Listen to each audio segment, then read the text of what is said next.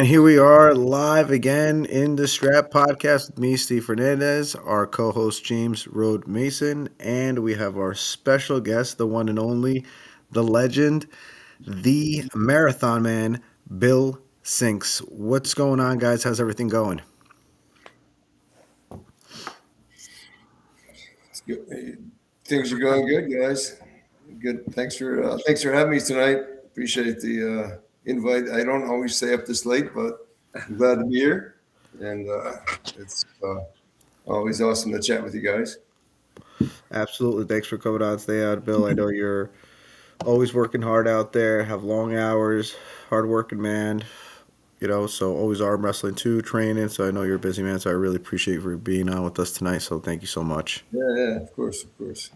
And James, how you been there? Clean cut.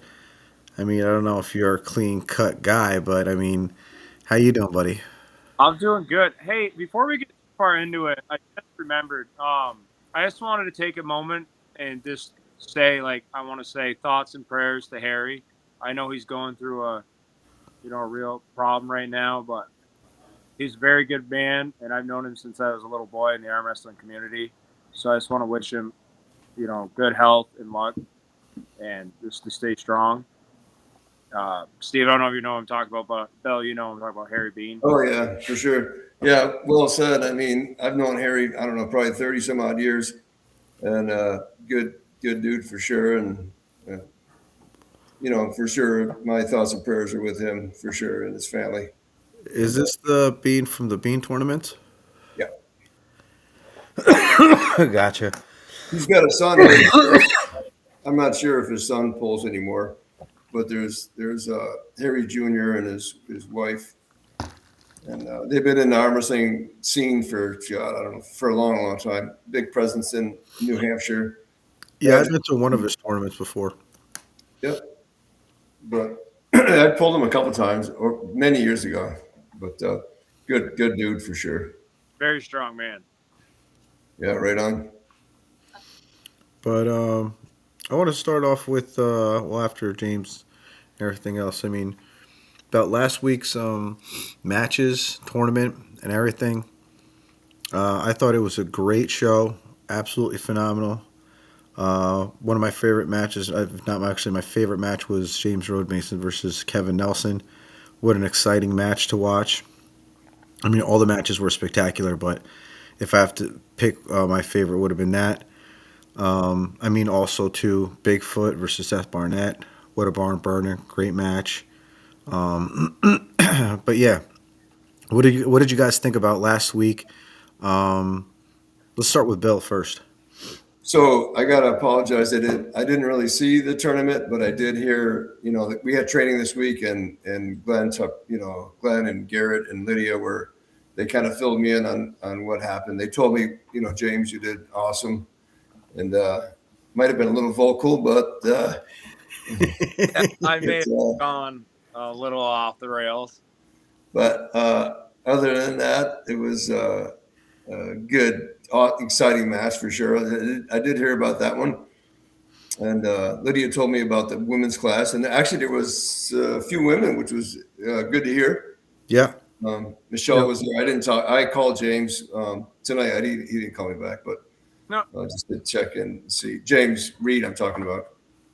But Michelle was there, and you had a few other super matches. I'd love to hear more about them. So I don't know all the ins and outs, but it's not like you had you told me just before we got on, you had 200 entries, which seems to be maybe growing and growing in your world, Steve.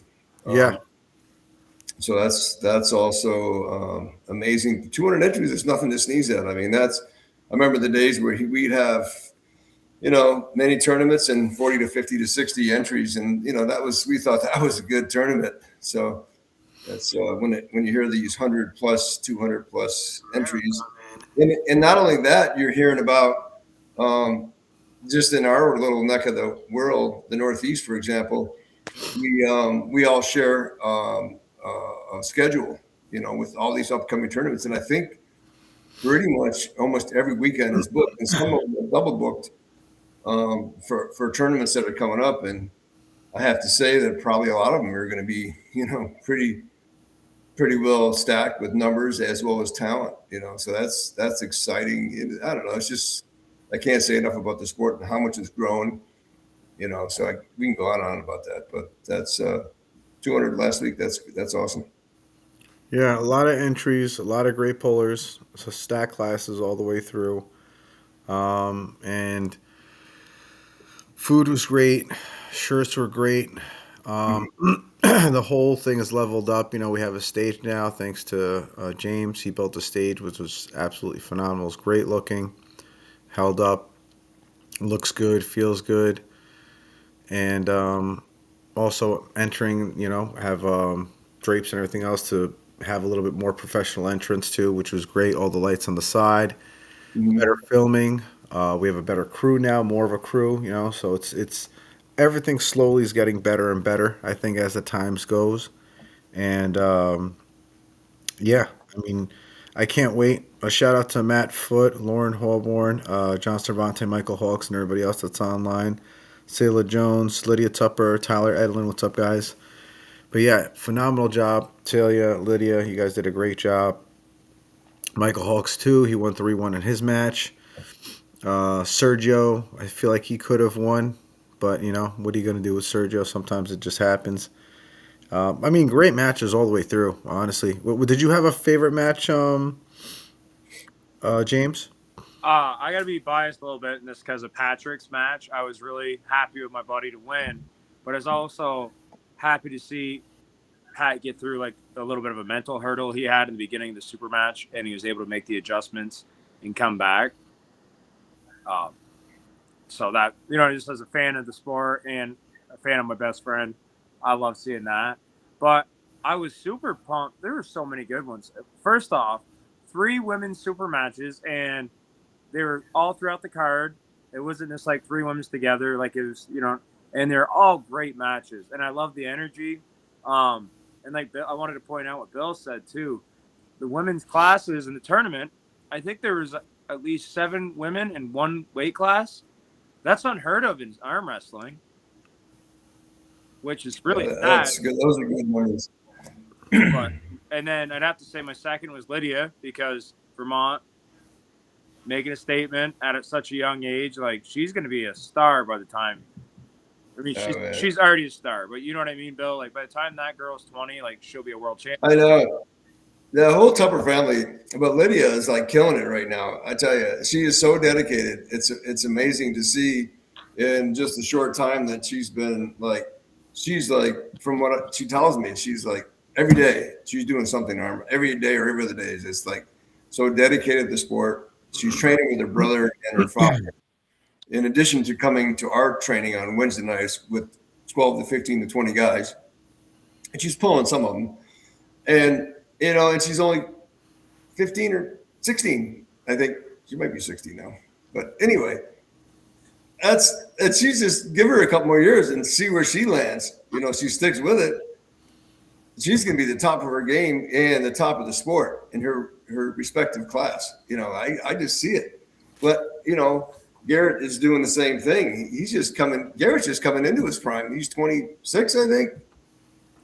That's and you too, Jays. I mean, I don't know how old are you? I'm 27. 27. I mean, I don't want to tell you how old I am, but I'm more than double that. But dude, man, you guys, I felt my strongest in my 40s. Really? And I still feel strong. I say, Bill, you're looking absolutely fucking phenomenal right now, dude. Like, thanks, man. not just in Bill, general, but like on the table, dude. You put down everybody, and I love that. Like every guy you're pulling, everyone's always like, "Oh, Bill's not gonna win this one. Bill's not gonna," and I'm like, "Watch." Like, I've always been a Philip Bill Sink since I was a kid, but like now watching you go out of state and dominate all these guys that are killers, it's like, yeah.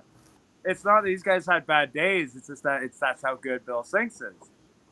And like Bill said, I still think he looks like a great young man. You know what I'm saying, Rock? But yeah, right.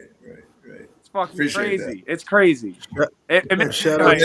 I'm like, man, if I stay on this path You stay on the path. It's a simple equation. You train, work hard, eat right, don't do any drugs, don't smoke, don't drink, or whatever. Nothing against smokers, dude, but I just think about all those things, and you do the right thing, and you're just going to stack the odds in your favor so much. It just got, I don't know. It's just, hey, I got to give a shout out to John Cervantes. I haven't seen you in a while, John, but it's good to see you. Thanks for watching. Dude, John's a stud too. John is a stud. John and I have had some wars in the past. I haven't pulled him in a few years, but always a good for sure. Strong, tough guy. Hey, Bill, let me ask you, what was your toughest match to date, do you think, right now? Right now, you mean recently or in my whole history of arm wrestling? Well, let's do the whole history of arm wrestling, and then let's do now. Oh God, so many. One that stuck out of absolute war from back in the day, and then recently within the last 3 to 4 years.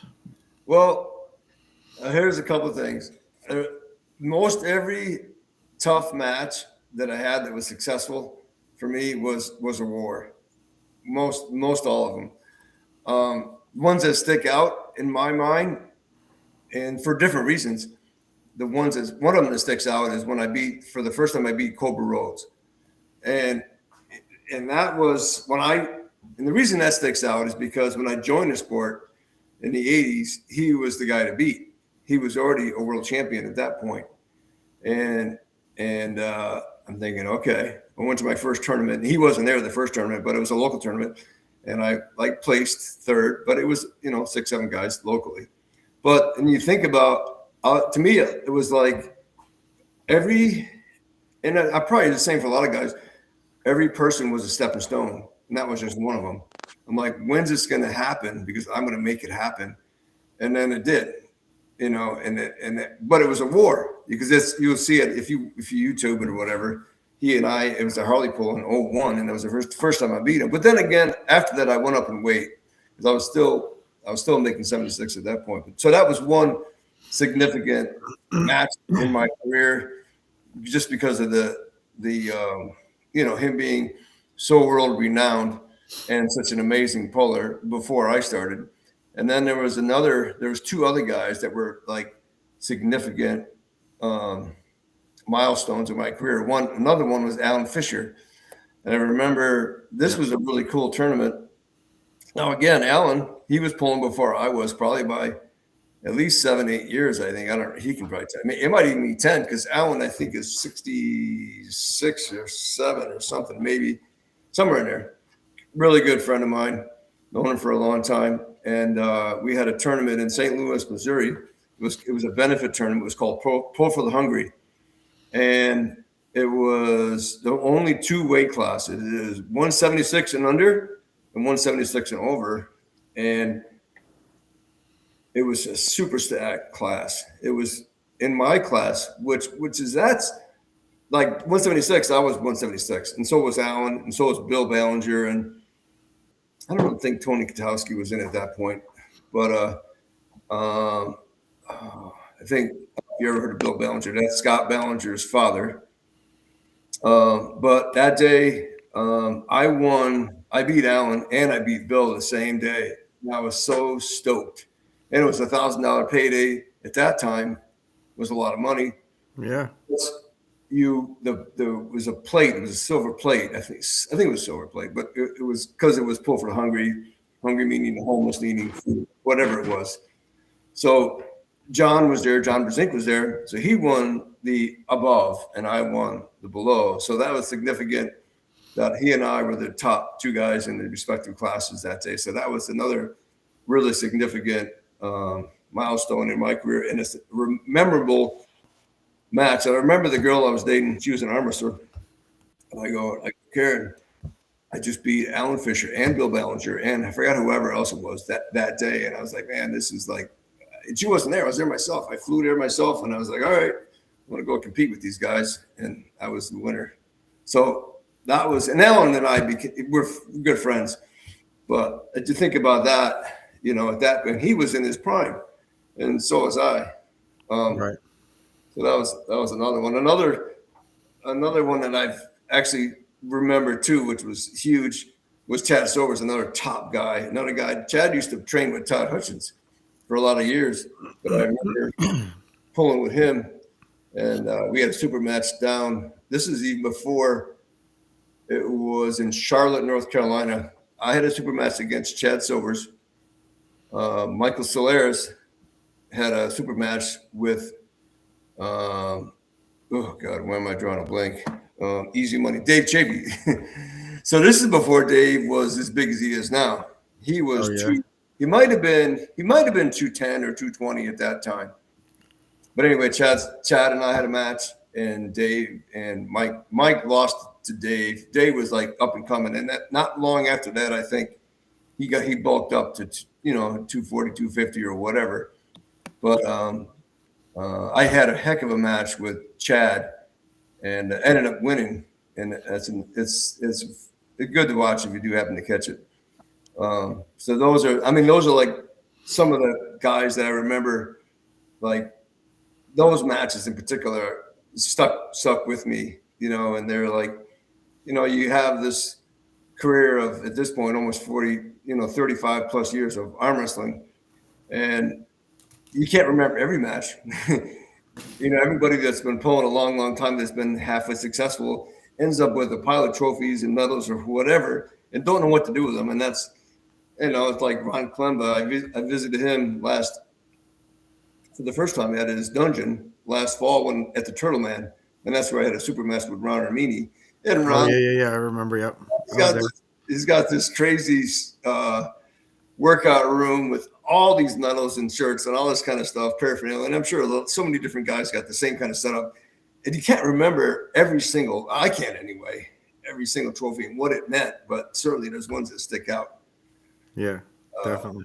So I'm just rambling on, but those are some of the memorable in the way back in the day. And there's another one that I went to. Whoever knows Jason Vale, well, Jason Vale was he's a guy that, hey, you had to watch out for. He would enter the super heavyweights and win the super heavyweights class, but he was my weight. He and I were in the same class. So we had two matches that I remember, prevailed in both of them, but one of them was at the Jacobs Javits Center in New York City, downtown, and not downtown, but anyway, the Javits Center.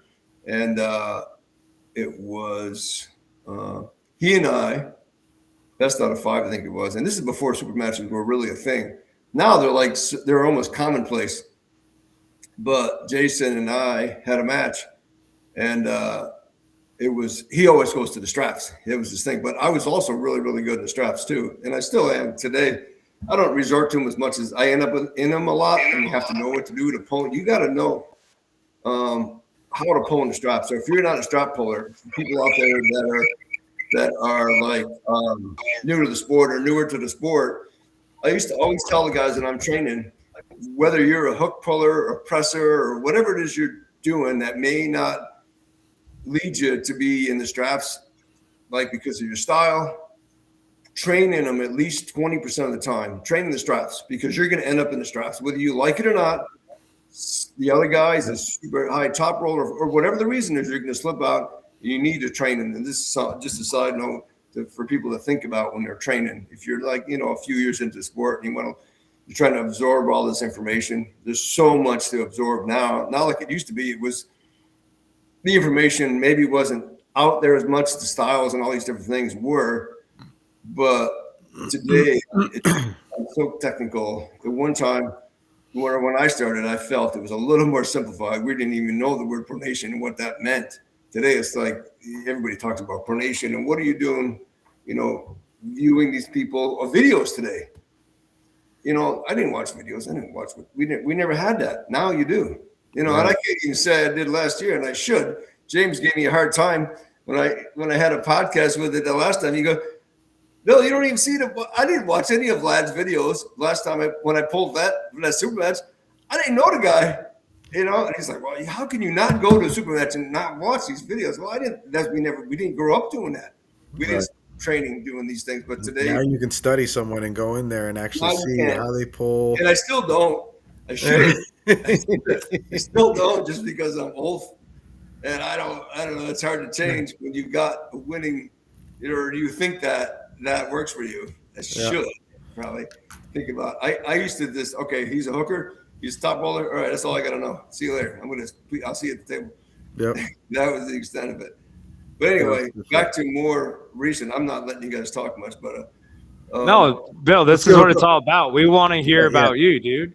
Yeah, so that's what we want to hear. I just want to give a couple shout outs so we keep on going, Bill, because I want to hear what you got to say. oh, That's why you're here. That's the reason why you're well, here, so we can let's hear. just go ahead, do some shout outs. There's probably people Uh, watching. Let me shout out to Lucky Ones Podcast. Thanks for watching. Brian Jones. Brian Jones says right here, I'm going to put it on there so everybody sees it. Bill Sinks is a fucking animal, dude. I think everyone knows Thank you, that. Brian. Thank you, Absolutely. Brian. Appreciate that. The Dark Horses on here, Sayla Jones. Again, Lucky Ones Podcast. Tim Zophelia, thanks for watching. Joe Yaros, Tim Lewis, Victor Kolowski, Queso Losliani, Ron Armini, Gordon Griffin, Richards Clark, Lawrence, David Shell, Lauren Holborn. Thanks for watching, guys. There's a lot of people aren't watching, so thank you so much for watching. Brandy, what's going on? Thanks for watching. But yes, keep on going on, Bill. Tell us what your most recent wins and most difficult ones were. I have two in my head that I'm thinking that you're probably going to say, but I want to hear what you're going to say within the last, I want to say, 2 or 3 years that you faced, the guys that you faced. Shout out also to JJ Jackson. What's up, JJ? Go ahead, Bill. So there is a couple that come to mind. I'm not sure if the ones you're thinking about, but I guess I'll tell you two, and then you tell me if I'm right. One I think is Vlad. The other one I think is Storm. those are the two I was thinking about as well. so You nailed it. You nailed it. tell me what you think. I want to hear. I want Okay. to hear from your side. Now And let's go back to Vlad, because and don't forget Miguel too. Miguel is oh like, yeah, I don't want to take Miguel out of this just no, because there wasn't a pin. I mean, there was one of the hell of a match. I mean, right in the center, going back and forth, hit for hit. So I don't want to keep Miguel out of this. I want to give all the props to Miguel too. He's a hell of a puller. But just to me, the two that stood out the most, I'd have to say those two. yeah. So speaking of Vlad, a guy I never met before, and I did not watch his videos, but I heard he was super strong, and he's from Europe, and all those Europeans are Russia in particular Yep. are, these guys are they're crazy strong. Very You think about what country they're from, Georgia, Russia. Those guys are generally, if they're pulling the United States, these guys are top guys Yeah. in some respect. So I didn't know what to think about Vlad. I heard he was a ton inside, and I'm thinking, all right, well, I'm going to train my ass off and try to be as ready as I can be for this guy. And just kind of like quickly, round for round. The first round, I went up there, fired up, and then he was fired up as well, and we went inside, and that was, not deep inside, but he hit and he pinned me relatively quickly the first match, if I remember right. And then the second match, it was a little more challenging, but I think, did I foul out on the second one? I don't remember. For Storm or Vlad? Vlad. Vlad, I think you fouled out. I And think I then, fouled out, but during that fouling out, all the while in my mind, I'm thinking, all right, I'm wearing this guy down for one, and I'm also figuring him out. I'm like, okay, I know what I need to do. So I was down 2, and I came into the third round. I'm thinking, all right, well, I got to kill it, or else I'm done. So then I went out. I was able to take his hand and control of it, and I just felt his strength depleting in a short amount of time, and I felt I was getting stronger. So I won. He was a very strong guy, but I think I found a lane to beat the guy, and after beating him, that third round, the fourth and fifth round were just a pretty much the same thing, but it just got, it got to me a little bit easier. Nothing, take nothing away from Vlad. He's a strong puller, and I won a tournament. So that was, I won the match, I should say, and that was exciting because this guy, I believe, it's interesting when you don't pull for a while in a competitive atmosphere. Because I can't say I had pulled like at the level I pulled like last year, all of last year, or not just a level, but like being a little more active for sure than I had been in recent years. At one time, I was very, very active, in the 2000s and hitting a lot of tournaments and, being my daughter running around. What are you doing here, Bill? She's supposed to be sleeping. Anyway, April, you're distracting me. So anyway, you don't know, like when you take not a hiatus, I should say, but a hiatus from like competing. I still trained every week with my guys, but I made a decision. I'm like, man, I gotta step it up and get out there and see what's going on in the world, because you fall off the radar so quick today if you don't. Like, I'm already feeling like I pulled a lot last year, but I'm like, all right, I got to figure this out because I haven't got a match yet this year. I've been training every week. We're training all the guys, which is awesome when you're staying strong, but it's different than when you got your sight set on somebody in particular, and that motivates you even more than you might have been. Think about that. Yeah, this last weekend, Bill, if you were in the 198s, it would have been stacked. I mean, everyone was there. I mean, that was probably the most stacked class there, I would say. Awesome. That's great. Who ended up winning that one? I think it was Merab. Rob won right-handed. Yeah. Rob, is that the guy you're talking about? Yeah. The guy that I'm going to be pulling. Or yep. Okay. Yep. Anyway, so that was good. Vlad, I ended up successful, which was really, really cool, and ended up really enjoying visiting with him afterwards. So that was definitely a memorable match, super match for me. That place was great too. That place was really nice. Yeah, that was a cool venue. That was really, really awesome, to do that. But I think I'm pretty sure most of the people, I was an underdog, just because I haven't been as active. I'm older. This guy's in his early 30s. He's killing it. He's doing really, really good. But then again, a lot of guys don't know me either. A lot of younger guys that maybe you're 10 years or less in the sport, well, they probably never heard of me too much. Who's this guy? You'd have no idea. You don't know the history. Not just for me, but there's a lot of older pullers that have been doing it for many, many, many years, and you don't really know that at one point they were like top guy. Right. But anyhow, moving on to one of my next ones, Storm. Again, Storm is a hammer winner in Wall. We were in the same class. I pulled him. I think I pulled him once in Wall, and he beat me. And he won Wall 1 year. So, and he was a ton. I mean, this guy, it was him and mainly him and Hutchins and RBJ. And I forgot, maybe a few other guys. But I was in the mix. I wasn't like top guy, but I was right in there, close. So I'm thinking, all right, Storm, yeah, he's coming back at it and he's training. Well, this is the guy that you got to worry about. He's a ton, and he's young, and he's eager to show his face again. Again, he took a break for however long. I think I don't know, maybe something 6. I don't even know how long he took a break for. But again, I felt I was the underdog, just based on his recent success, even though I might have had more success earlier on in my career. I'm like, all right. And he beat me the last time I pulled him right-handed. So I went into that match thinking, I know I had a good idea what he's going to do.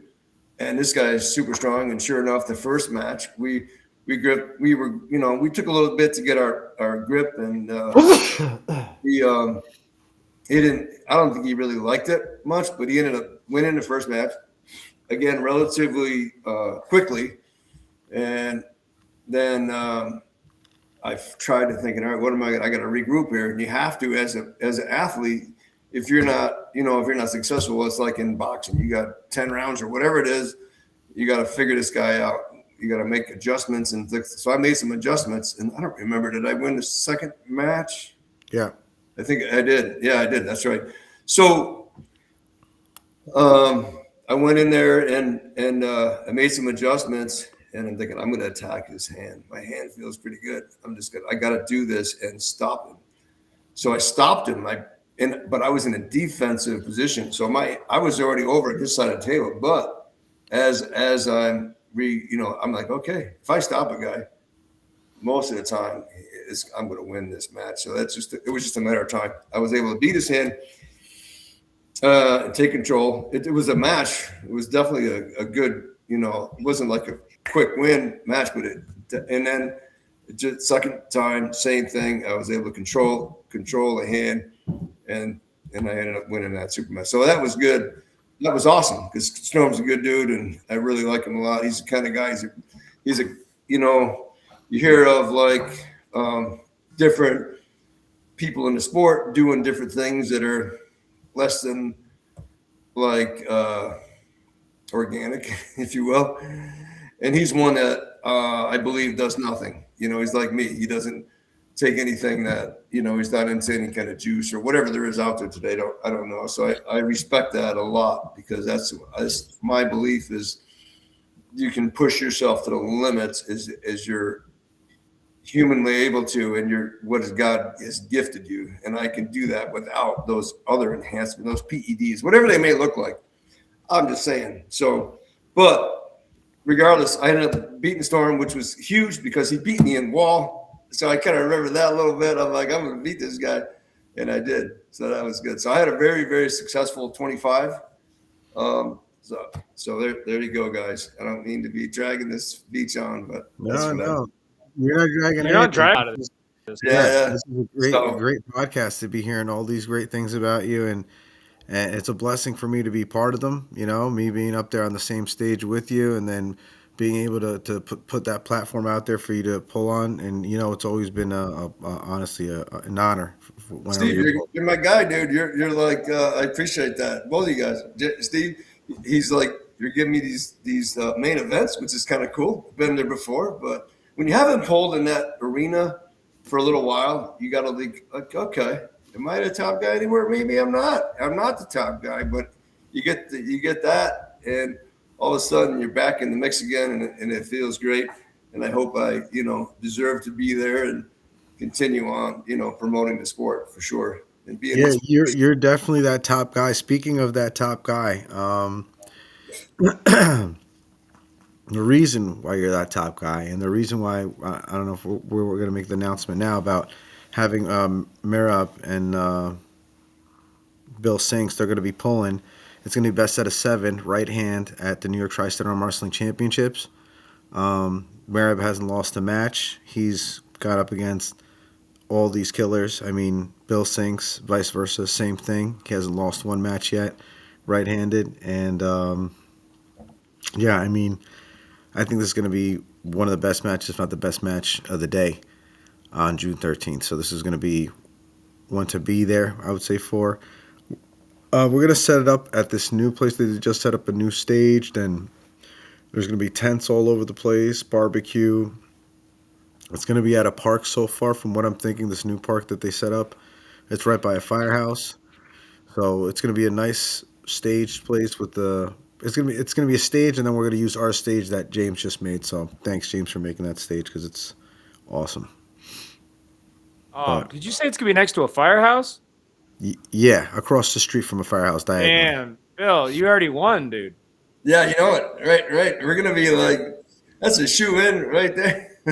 Yeah, dude. This is already written. The stars are aligned. Why would you do this to Marab, dude? So, and it's gonna be on.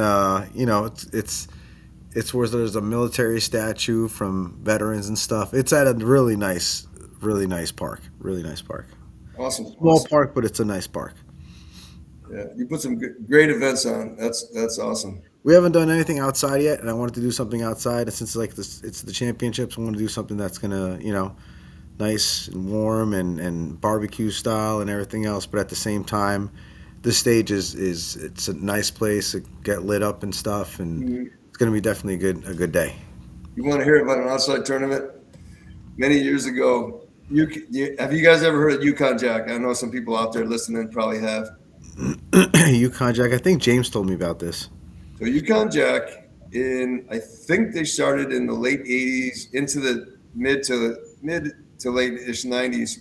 They were sponsoring big tournaments. Well, these tournaments were on ESPN, and um, the that was like a big, you have like these regional events, and then you'd qualify at your regional event, and then you'd go to the finals. And a lot of times they were in Florida or Vegas or wherever they were. But anyway, I remember in Chicago, because I grew up in Illinois, they had a tournament in Lincoln Park, which is close to the city. I didn't grow up in the city; I grew up in the country. Um, and I was in '98, I think was the class. And I think Michael Todd was in my class too. Yeah, well, Michael Todd was in my class, but it was so hot. It was like, man, and there was no tent. And then we're all out there sweating like crazy. And I want to say like we had 35, 40 guys in each respective class. There was only three classes. I think it was 65 and under, 98 and then over. And I think I ended up, I don't know, third maybe. I think Michael Todd won the class.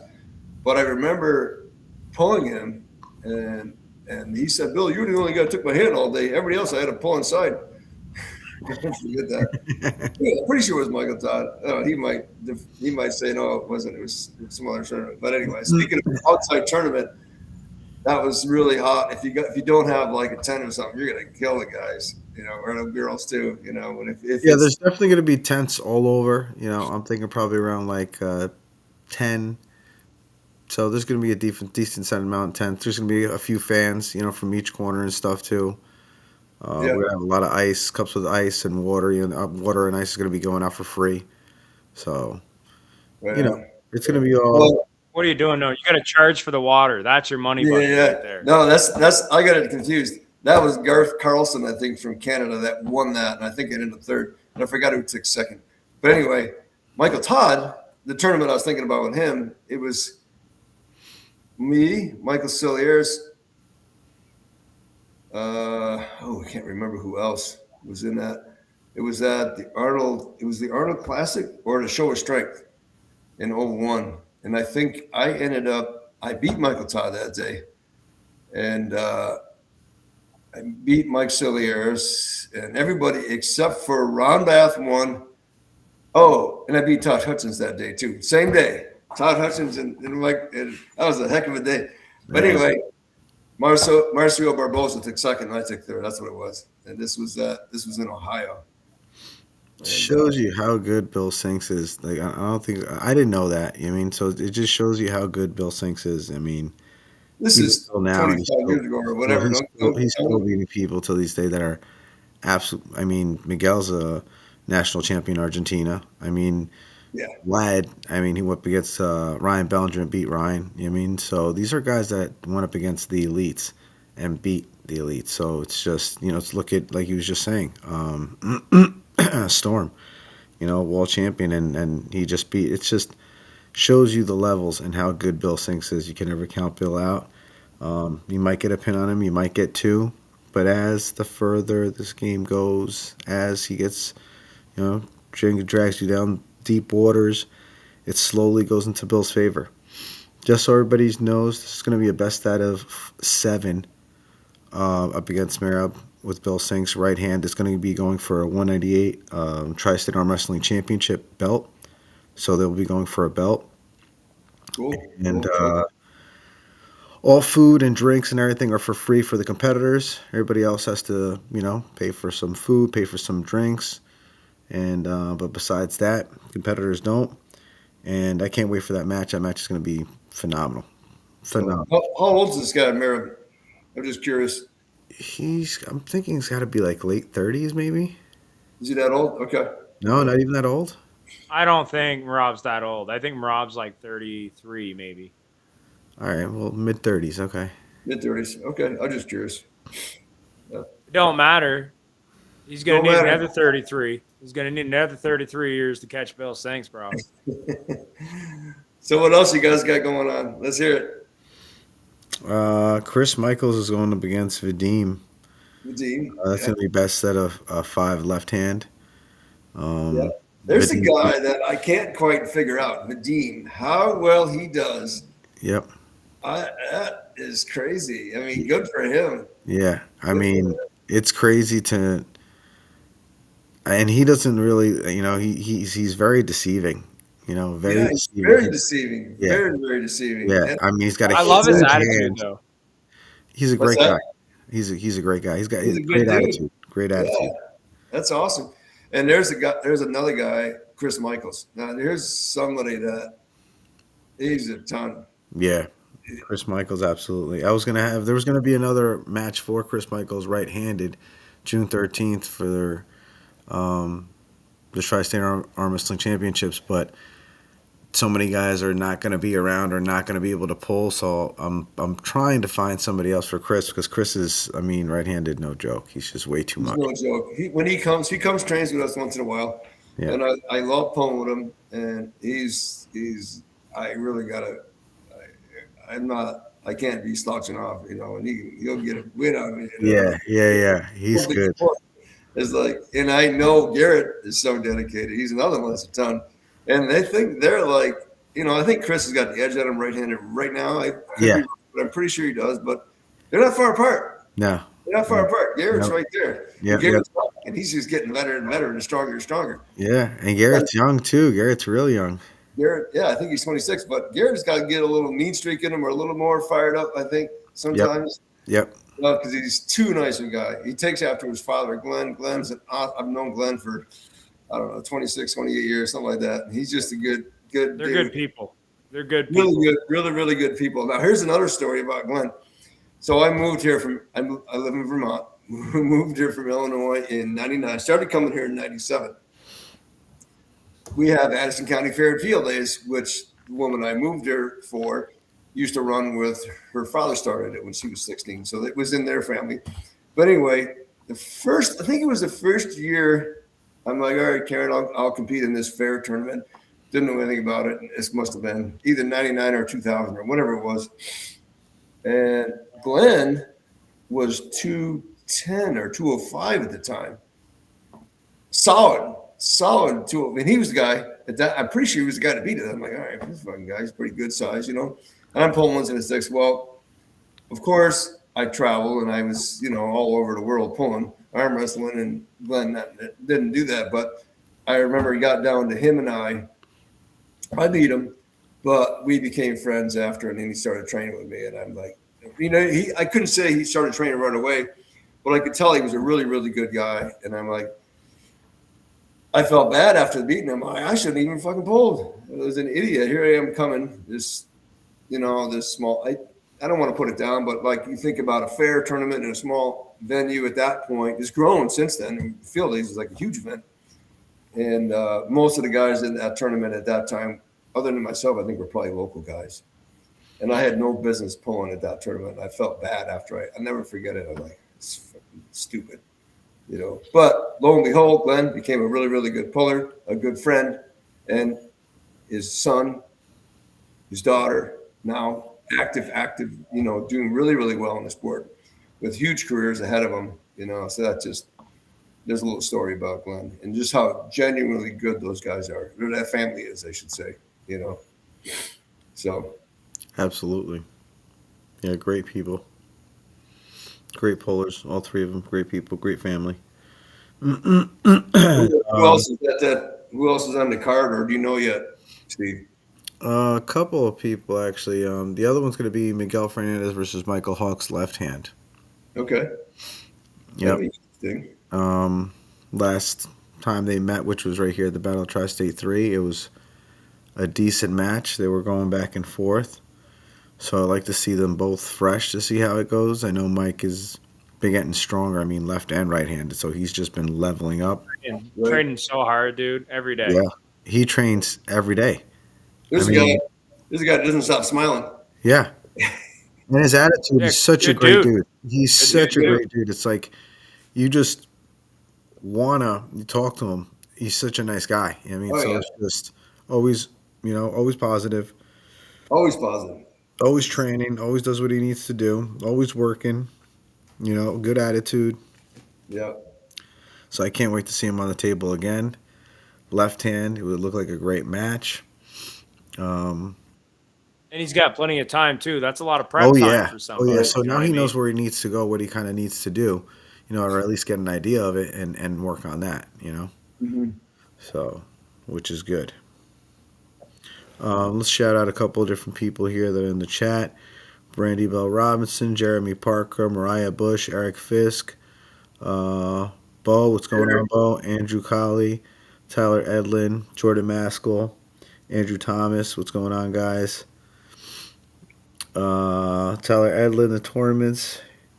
How many tournaments did you hit a year when you were most active? Probably for you, Bill. How many tournaments did you do a year when you were the most active? When I was the most active, it was probably one every month, maybe 6 weeks at the most. There wasn't as many tournaments to go to. You had to travel, and in the Midwest, you'd have to drive 3, 4, 5 hours. Not that you don't drive that now, but it wasn't like now. The opportunity. I think if there was as many tournaments then as there is now, it would have probably been more. And I take like for example, Garrett and Glenn and Lydia. I'm not sure if she hit everyone. I think they went to 25 events last year. Now that's more than one a month, and they competed, I believe, in 23 of them. That's what Garrett told me just the other day. I think about that. That's crazy. That's a lot of events. Yeah, But That's in my dedication. That's what that is. that is huge dedication. That's a lot of time, a lot of effort, a lot of travel, a lot of money. yeah, In addition to training, with our club and his stuff at home. But anyway, I would say probably 10-ish a year. That give you enough time to recover, train. Plan the next tournament, whatever it is. So yeah. I learned a lot from the great Mr. Bill Sinks. That's Chris Michael saying that. thank you, Steve, Chris. when do you know that? Oh, I think anyone in New England has learned from Mr. Bill Yeah, Sinks. yeah, I agree. Agreed. Steve, you ready to make a match left-handed? Andrew Colley. Me and you, is that what you're asking? Oh yeah, he's been calling you out. I think since last Sunday. Why is he calling me out? What did I do? He wants a match, evidently. I guess. I guess he does. Steve, do you know when your next event is? My next event's going to be June. For now, from what I know, it's going to be June 13th. Like I said, New York Tri-State Arm Wrestling Championships, and it's going to be a bunch of super matches. I think same thing. A lot of super matches. They're all going to be all the way from 154 to 243 plus, and then some women matches too, and right and left-handed. So all the guys that pulled for me from this last year and before, whoever won all their matches, whoever only lost one, gets a chance to go and win the belt. Mr. Sinks here, he's won all of his matches, vice versa with some of the guys that have been pulling him or never pulled him but been pulling the same weight class, which is the 198, which is Merab. He's won all of his matches too. That's why they're facing each other for the belt. And then we have a couple of different guys like Miguel. Miguel hasn't lost left-handed at 198. Same thing with Michael Hawks, or only has one loss actually. So the guys that lost, that pretty much were the most active with New York Tri-State Arm Wrestling, and whoever won the most, I'd say, and has the least amount of losses are pretty much facing each other for the belt, which is great. And I can't wait, man. There's a lot of great matches. Some of them are being put together now. The other ones, which is going to be a great match, Roger Bailey learned versus Bigfoot left-handed, and that's going for the 242. And right-handed is going to be Joe Yaros versus Bigfoot at 242. So those are going to be great matches all the way through, left Bro, and the right hand. the energy on just those two matches are going to be awesome, in my opinion. You're talking about big, strong, loud guys that Oh are yeah, very emotional pullers. Like, I can't wait to see that. Like, all of those are going to be bangers. oh yeah, Yeah. And they're all characters of this sport. Roger's a huge character of the sport. He's got the wicked goatee. He's fucking Jackfoot. Bigfoot's just the natural.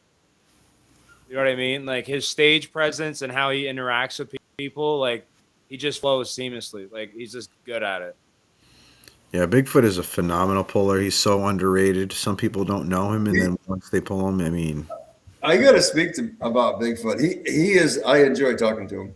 And I think I don't remember the first time I met him, but I think it might have been at my fair. I could see the potential there right out of the gate. And I don't know if he won or I don't think he did, but he probably did really, really well. But I think I might have told him, and if I didn't, I should have told him, I was like, you really got to buckle down and start training and figuring out what you need to do. And I think I don't know if he took that advice seriously, if I even gave him that advice, where just the sport as seriously as it seems to be now, he's really stepping up. But I had a match against him in Albany, New York. It was one of James Reed's tournaments. This is probably 7, 8 years ago. I don't know. It wasn't just against him, but he had this team event.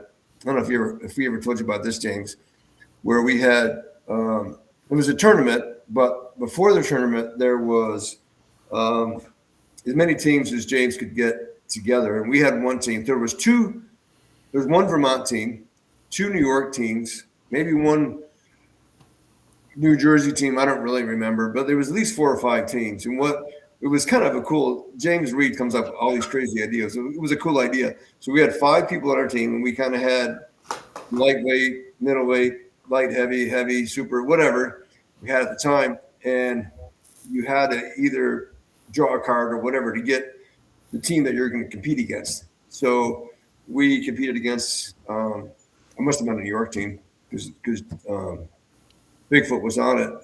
And then we would, like, if we got the coin toss, we would pick, I think, who we competed against, or we chose to pull the first match, and it was up to them to choose who they wanted to go against the other person. oh yeah, yeah.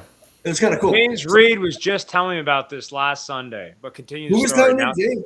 James Reed was telling me about this at Yeah, breakfast. he told me about this before. We had a conversation. I love Yeah. this idea though, Steve. It's super sneaky bullshit, but I love the idea.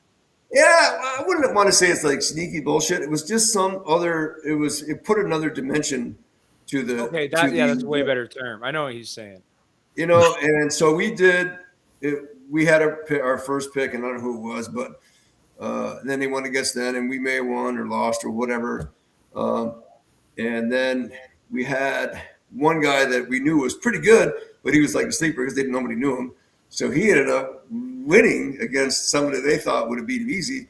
And then I think it was Big. So the last match, they somehow it was me and Bigfoot got to it because we were. So he had, I think he actually beat me the first match. I'm like, oh fuck, this guy's better than I thought he was. But that's why I regrouped and I ended up beating him. It was whatever, best out of 3 or whatever it was. I think it was. What class was it in? What was it? A 198, 220? It was 220 probably because he's heavier than I was. Yeah, he is. Right now he's about 240, 250. Right. He was probably 20 pounds on me. He wasn't 240 to 250 then. But anyway, long story short, I was like, man, he's gonna get really good, or he's gonna, because he did beat me, and he was so excited he beat me, which was happy. I was very happy for him. But I regrouped and he came back and beat him twice. It took him certainly a lot more serious than I had. But long story short, I've talked to John about it. John Vogt, I don't know if I can pronounce his last name. Vogelberger something. It's Wald Vogel. Waldvogel. Yeah, Yeah, yeah, yeah. Jonathan Wald I said, Vogel. I tried to give him some pointers and stuff like that. But anyway, long story short, I think he's definitely starting to really, really come into it his own. But he's always a fun guy to chat with. You Yeah. know, Well, beating Seth Barnett, he's definitely coming into his own. yeah, for sure. Seth's he's nobody easy to beat at all whatsoever. If you want to say one of those top guys, probably I think he's top 7 or 8 on airs, left-handed at 220. At 220. So Oh, cool, he's definitely cool. one of those. Um, Yeah. Hey, I got to thank you too, Steve. All these reasons, or between your super matches that you set up for me last year and the other ones that I had, and I'm now in top 10 right-handed, which yep. is which is kind of I in was two gonna to say the 10. list is getting small for Bill Sinks, boys.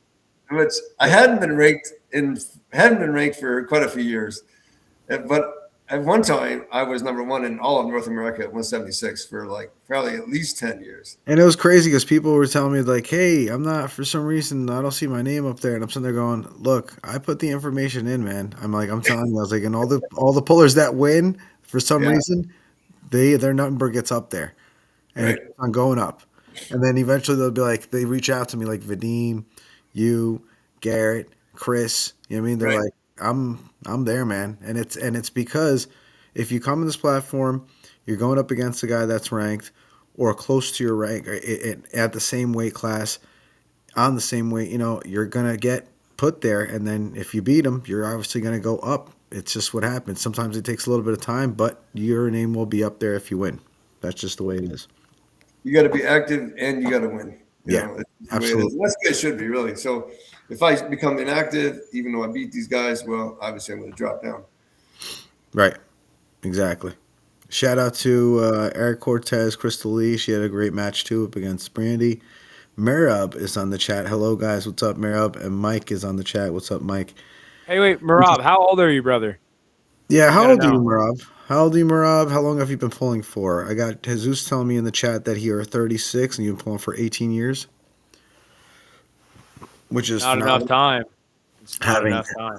well, I'm just saying, look, being Bill, you know what I mean, and having the time that he's been in, and pulling for, and the people that he's beaten back then and recently, Merab, same thing, vice versa. I mean, he's went up against a lot of great pullers. Placed recently at the 187 class on East First West, first place. So this is gonna be pretty good. Probably the best match I think there. I think this is gonna be probably Bill Sink's hardest match. Um, I don't think this is gonna be easy at all. It's gonna be a war. We're gonna see if Merab can really come out, in the distance with Bill, if he's going to be able to go into deep waters with Bill and see how he does there. We already know Bill can go in for 3, 4, 5, 6 rounds, whatever it takes. That's the difference. That's where some things might turn over and get different. So, like I said, one of the best matches. I mean, anytime Bill pulls, phenomenal match. Oh yeah, that's what I forgot to ask you, Bill. Out of the two matches that you pulled with Vlad and Storm, what was your harder match? Storm. Storm was a harder match. Yeah, well, not by a lot, but by enough. Now, See, I thought you won 3-1, or was it 3-2? Storm was 3-1. 3-1 Storm was Storm. And Vlad was 3-2. Yeah. right, right. But it was you're saying it was harder with Storm.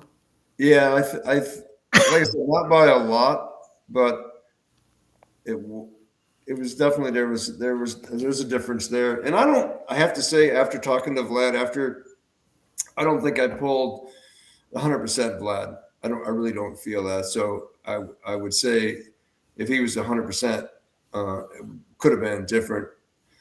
Um, but Vlad definitely wants that match, and we spoke about this before, Bill. So if it were to ever happen, would you want to do another match with Vlad? absolutely, why would I deny him of that? Whether he wins or I win, It's Yeah, I spoke to him before, and he wants that. He wants that match back. He yeah, wants to. I don't And it, blame him. Why I would do the same. I would want the same thing. A guy that beats me. Why wouldn't I want to come back and regroup and attempt to beat this guy? Um, and I hope the best for him. But he's got to also realize that we go again. I'm going to train that much harder too because I'm going to be thinking, all right, he really wants blood, which he should. He should. What if he doesn't want to beat me? He shouldn't even be there. right. So I get it. No, I don't want to deny. I gotta. The other thing I got to think about in my career is, I got another few more years that I'm going to be. I mean, a lot of people could say hey, you're already past that point, but I feel like in my mind I'm not. You But definitely don't look like it, and you definitely don't sound like it. I could tell you that much, Bill. So it seems like you're 100% here, not even close to being done. Not even. I mean, I don't see that at all whatsoever. That's why you're always the main events. That are usually coming up because it's just how could you not be? So, but Well, Bill yeah, Sinks is basically everything you want a champ to be. He's humble. He's kind. He's jacked. He does better the longer the match goes. Like you're checking all the boxes. You're saying so on as far as a champion goes. You know what I mean? I want to hear all those boxes. Everybody's got to aspire to have all those boxes. so, Oh yeah, so these newcomers know what they need to do. yeah. Yeah. I got to work on a lot of boxes. yeah. That's all I know. When I watch, and people ask what like how do I get a match or Steve give me a match and stuff. The way you're gonna get a match is come to the tournament, show what you got, see who you can beat, place in the top three, or what type of war you can put up with another guy. Maybe that, will be good between you and him, and it'll be a good super match. If you have to be pro, or at least minimum semi pro,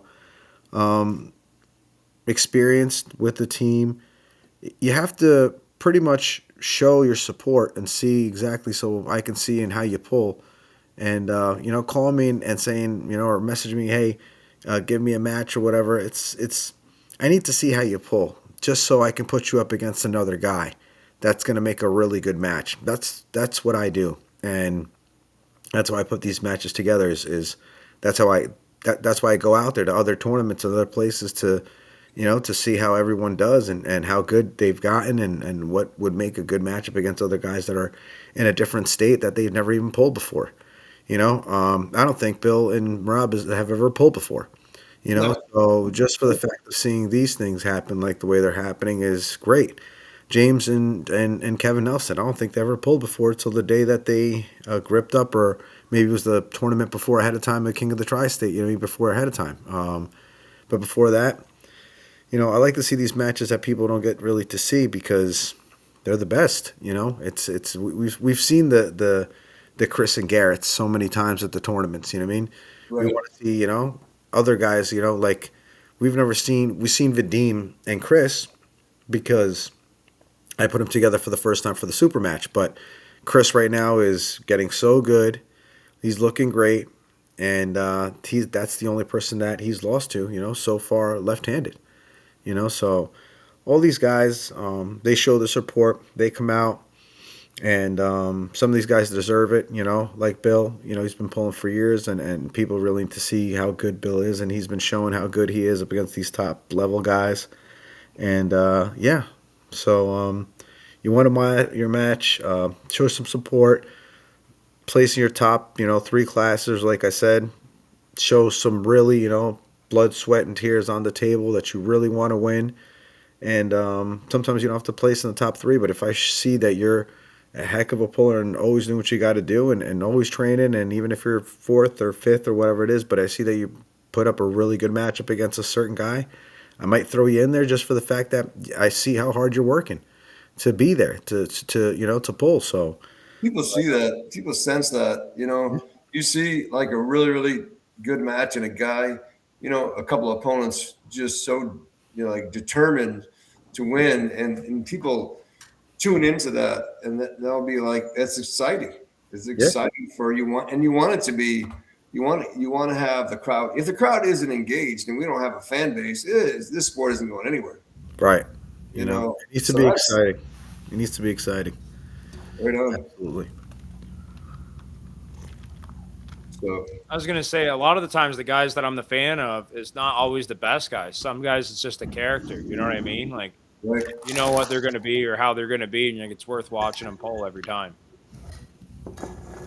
yeah, I absolutely. think all the guys that get on the table are great. Show support, do what they need to do. You know, I mean, what was it? One of the last matches we had at the Test Your Frame. It was Drew Rivers and Justin Barber. 3-2, barn burner. Banger. Great match. Phenomenal. I mean, Caleb Johnson versus Patrick Weeks.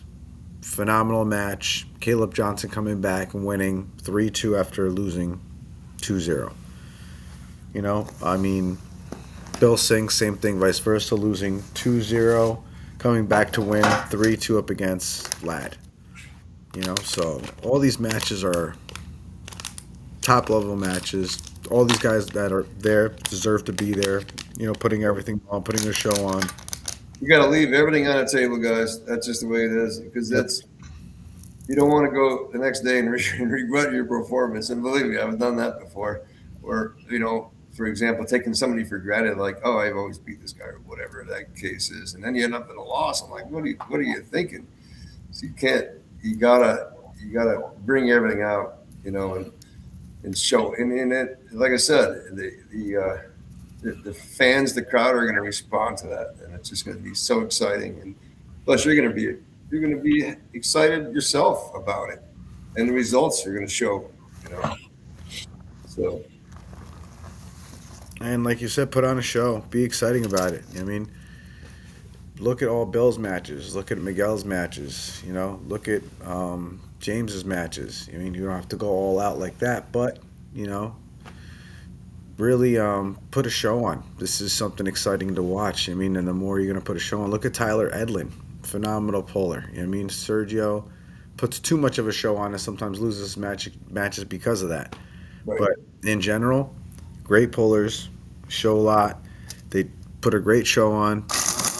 Ryan Austin, Ethan Sherritt, one of my favorite pullers. I mean, Yusuf Wilson. You know, all these guys are on that lower level tier that are getting into that higher level that are literally making a statement for themselves. I think James made a great statement this last tournament, and it shows how much better he's getting.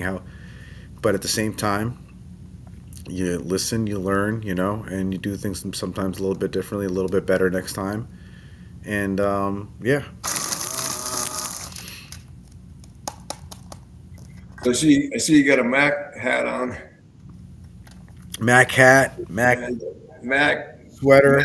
swag tonight. Speaking of Mac, we might be doing something soon. I'm not going to announce anything until we're all set and ready. And but me, Mac, and JJ Jackson and Ian Carnegie and Matthias will probably be doing something together. I don't know when. We're kind of in the mix of doing something. So we're talking. We're in the talks of doing something. So that should be happening hopefully soon. Are you using Mac exclusively on your tournaments, Mac tables, or no? No, No, all tournaments are always regular tables. regular. So I got to say, we used the one against Storm was a Mac table. That was a Mac table. That was a Mac table, and That I was a, actually liked it. And like, yeah. it didn't bother me. I thought it was like okay.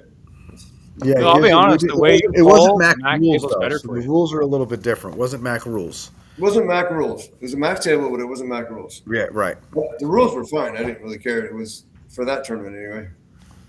Yeah, I was training a little bit different for the rules and stuff, preparing like that. But it is what it is. You know, you live and you learn. But that guy you pulled, nicest guy in the world.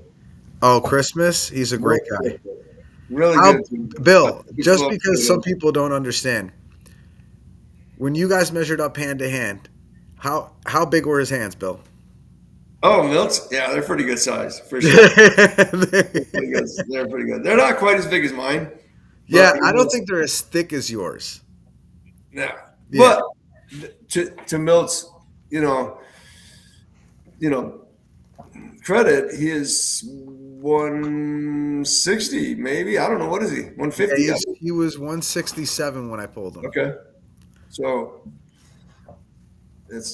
he's such. I love Milt. I've known him for so many years. He's just good. He's a great Genuinely guy. He's great a great dude. guy. And you think about it now, he's still pulling, and he's 70. How old is he? Yeah. 70 That's what something. I'm saying. So he's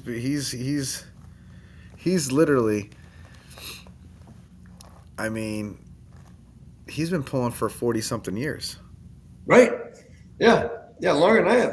Yeah. That's good dude. Seen him for many, many years at different tournaments. We were never the same class, and he was always lighter than me, but I always enjoyed visiting with him and hanging out with him. He's good. I gotta say, he's good, man. He's got a great hand. He's got a really good hand. Yeah, he does. Yeah. Solid. He's Even got a at that age. big hand to deal with. Yeah, he's Steve's dad. What happened? I said he's your father on the I'm table. your daddy right now. Off the Oh, yeah. table. I'll tell you exactly Maybe. what to do. Yeah.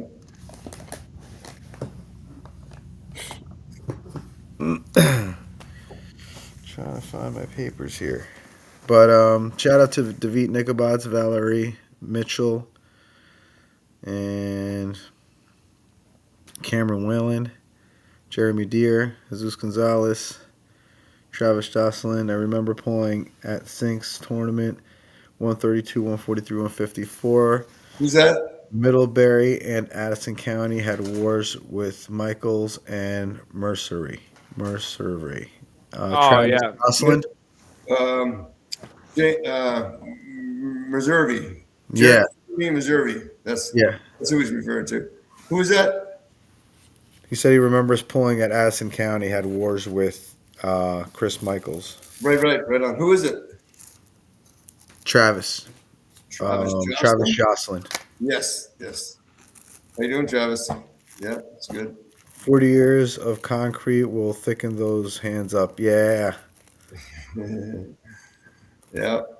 Bill, who was the guy that was Canadian? He was like a 154 guy, really good. He had like a rat tail, black hair with a beard. Wicked fast. He had a daughter. This was probably Canadian. He'd show up with Gabi and those guys, but right. He was a smaller guy, but he would win the 154s, the 176, and sometimes the 198s, depending on. I can picture him. Really fast. Yeah, real fast. You know, he was. I'd have to look. He won, I think. Didn't he win at that time? Yeah, he was winning them for a while. Or another guy that was good in the 176s. Remember, was it Rob Ketchum? Yeah, oh yeah. What happened to that guy? Killer. Oh, this guy would clean the 176 division. He doesn't live far. He lives like not even 20 minutes, 25 minutes from me. He comes to my practice like once a year or twice a year. Comes here, beats everybody, and leaves. I'm like, Robbie, what are you doing? You know, it's like you got to train. If you trained, you would go to tournaments. He doesn't have the endurance, and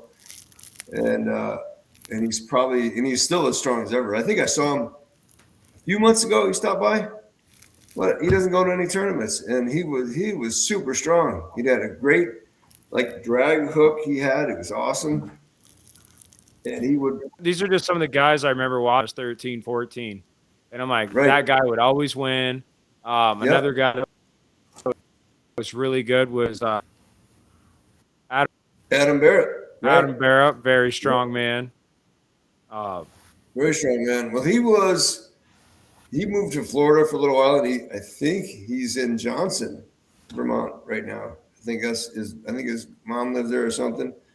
And I saw him like a year and a half ago, and I'm like, Adam, what are you doing, man? And he looked, as good as ever. It's like, I don't really want to pull anymore. I'm just kind of like a spectator now. And I'm thinking it like in the back of my mind, I liked Adam. And I was like, you guys young? He's 20 years younger than me, probably anyway. Yeah. And he's super athletic. And he actually had in Wall, he went with me and he beat Jordan Sill in Wall. and he was definitely the top Vermont guy for quite a few years. A few years anyway. And he was like 220. You Yeah. know. Dude, his hand was like a vice grip, Steve. You remember that, Bill? Like, I just remember just strong hand. Yeah, And Adam wouldn't use his whole body. Adam did the forearm thing. right. He did. And a lot of guys did just it. like He did that. it. Like, wow. It was Yeah, crazy. I was able to keep him out, but Yeah. Yeah. not. Bill Sinks was the legend of Vermont because every time a killer would show up, Bill would have to, make sure. Like, do you remember when Austin Dolan was rising when he came up from being a kid and he started pulling in the dark adult classes? Yeah. Like, dude, Austin Dolan, 6'5", 350 pounds, big farm boy that knows how to arm wrestle. And here you got, Mr. Bill Sinks, 198, jacked. And, dude, Ozzy would throw some weight into them hits, and Bill would just take it and take it. It was. I hope someone's got videos of those matches. Probably not. But yeah, there's a guy that those are so special. I wish he would get back into it or whatever. He lives up not too far from you. Yeah, I message him every week. I'm like, come on, dude, come to one practice. Right on. He's like, oh, I'm busy. And I'm like, man, if I had that much natural talent, I would be training. Right. Yeah. Because I'm training now and I suck. So that's what I'm saying. Yeah. No, shout out to Ed Cruz for watching. Ed Cruz. Yep. Ed, hopefully you're feeling better, buddy. Same thing. Yeah, same thing here. Hopefully he looks he's getting better, man. He's lifting up weights and stuff and training, and so he's got to be getting better. Everybody's getting hurt lately, man. Really? Yeah, a couple of guys from what was it? Matt Becker's crew, Hudson Valley Armbenders, I think, or something like that. And he tore his bicep. His buddy Josh tore his bicep. So it's like, just got to make sure you're training with the right people. You're not getting hurt. They're not hurting you. Right. You're training the right way.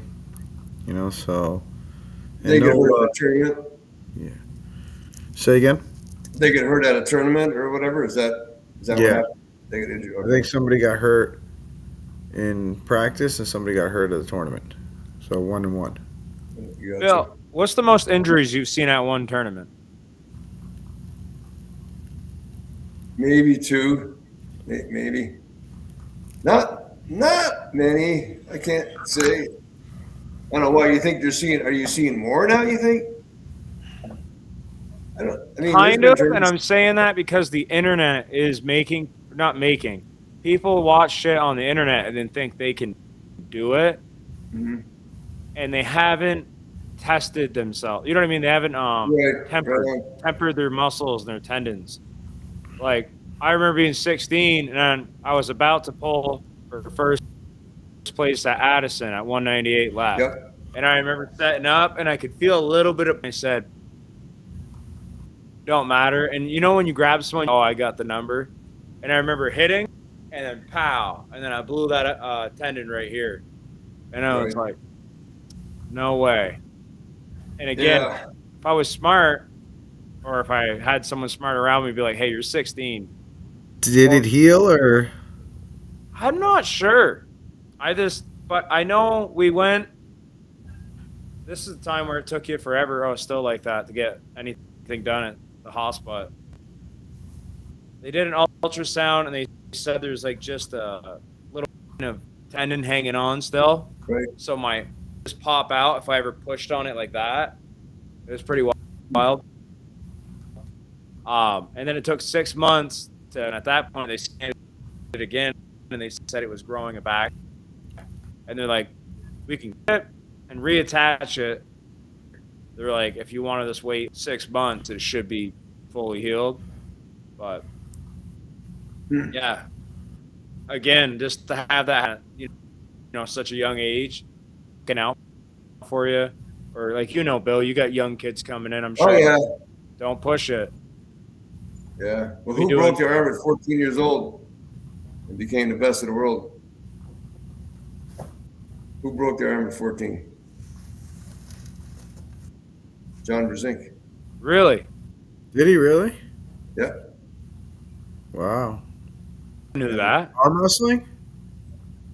he broke his arm at 14 and healed. That came back. I didn't know him then, but I remember he broke his arm. That's inspiring as hell. Why don't people talk about that more? That's Yeah, I such didn't a know that. that's a good ass fact to know. Like Yeah. everyone, I think when they break shit, go, "Oh, it's over for me now." Now, A lot of And the guys that broke their shit, honestly, came back a lot stronger. Look at Roger Learned with his left. look at all the pros. Devin Michael Todd's had surgeries. Yeah. Dave Chafee's had surgeries. Matt I Hutchings feel like had they come back surgeries. stronger. I feel like they come back stronger. right? I had an upper bicep tendon tear during COVID. First time ever. After 30 years of pulling, I didn't warm up, and I was just being stupid and went there not thinking nothing of it, and tore my bicep tendon. That's the only injury I've ever had, and I got it reattached. I had to look at it right away, but 3 months later, I was. Bo posted a video of you pulling left-handed. Mike Silieris. Yeah. Bill, now that we got you on here, me, the world, and everyone wants to know what the fuck was that, dude? Like, you have never had trauma in your life from that video, from what it showed me. I could not believe, like, shoulder was over here and the hand was over there. That's the way Bill pulls. He's been pulling like that for years. What the real question I've is- seen what Bill the real pull right question hand. is- It's different. So you got to think of a couple of things. For one, that is left-handed, and That's what I was gonna say. that was left-handed, and then I never really had that as much control as my right hand in my left. Never. I've won national left-handed, but I was going to say, why don't you pull more left hand, Bill? I do. I mean, I don't know. I just I feel really good right-handed. I feel good left-handed too. It's not that I don't feel good. I just don't, I don't really dwell on it. It's not my money. Although I can't say I've seen you pull Roger just after pulling a little bit here and there, but I mean, Roger's a beast at 220, and I mean, you were pulling him. Fuck. Yeah. No, I've done well left-handed. I don't know, but I'll never forget that I beat Mike Silieris. He was the guy to beat then left-handed. He was world class left-handed at that point, beating everybody. And so why didn't you? I mean, did you ever get hurt left-handed? Is that why you don't pull as much? Never got hurt left-handed. I just didn't have like the I would if somebody got me compromised, I would be behind, and it just wasn't. I never developed that as much control as I have in my right. It's like I can stay ahead of my hand. So I've gotten in that position right-handed, but never that severe. That's probably one of the only few times I've ever, and they caught it on camera. But whatever, it is what it is. That's part of the game. Oh, listen, I think it's epic. I just think it was crazy. Awesome win. So was that a win? Was that a win on elbow fouls? No, I beat him. No, no, I won the match. Did you? Oh yeah, I pinned him. That's what. Trust me, you couldn't have fouled. His elbow was so deep into that pad, and his wrist was 180 degrees the other way, and then Bill just, dude. Listen, I thought when Bill was coming back, Bill's bones and ligaments. I thought when Bill was coming back that he pushed him off the pad, and I thought Bill pointed at it. Well, I think there was a foul that stopped the match. I think, if I remember right, but I ended up winning it. Yeah, I was going to say, I thought that's what was happening, and then he couldn't keep his elbow on the pad, and you were just got on hitting over and over, coming back to your side, and I mean, it came off a few times, so that's all I was going to say. I was like, when are they going to count it? But then then you pointed out, I was just like, well, finally, they say something. So I have to tell everybody out there that don't get in that position. I'm not saying I condone that position. It's not. I mean, I feel I was blessed with very, very strong bones and tendons, and it's good for me in this sport. But I don't want to. I'm not trying to go there. I ended up there in that match, of course, and I prevailed. But it was crazy. Why? if I kept doing that for every match, that wouldn't, over time, that would not be good. So don't, like, if you're a new puller, like you said, you've seen injuries. Well, I had already been pulling for how many years at that point, and I pretty much knew my limits. I felt good. It's not like I wasn't hurting. I didn't hurt after that match. I'm sure I was sore, but Well, that's what I was going to ask you is like, that were terrible. I didn't know it was terrible. You know what I mean? Watch the video and you're like, wow, good on me, huh? That. Mm-hmm. But yeah, you press. It's like Hutchins. He's all side pressure. Even though he gives his hand away a little bit, and you just think about all that pressure that's on your elbow. That is just fighting. So over time, that your body just compensates for that. It builds up those things that are able to handle it. So if you're fresh into the sport and you're doing something like that, well, that's probably not a good idea. At least not to any extreme amount. But that was left-handed. It was crazy. I don't know what else to say. It is. I didn't think nothing else about that other than winning, and I know that I'm in tune with my body. I know what I'm not saying it's not fail-safe, but I knew what limitations I could have and still feel good about it. So, plus Mike and I were good friends, and I wanted to beat him anyway, so I still beat him. that always makes One time, Mike and I, and we're all in the same class at nationals, and Jason Bale, we're all three of us in this. I think Chad wasn't. He was lighter. Michael broke. I think I won nationals that year. This is in '97 or '98 or something, or whatever it was. Somehow they got in my room, and they took shaving cream and wrote all over my mirror in my room at the hotel some ridiculous statement to me. I don't even know what it was, and I'm like, "You fuckers." But so who was this? Mike and who? Mike Siliers and Jason Bale. Yeah, they were good friends too. Well, they were both from New York. Well, actually, Mike wasn't. He was down that way, but he was, I think, in Jersey. I'm pretty sure. But I'd like to see Mike again. I haven't talked. I call him once in a while, but I haven't talked to him in a bit. Who won that year? I think Mike won left and I won right. Nice.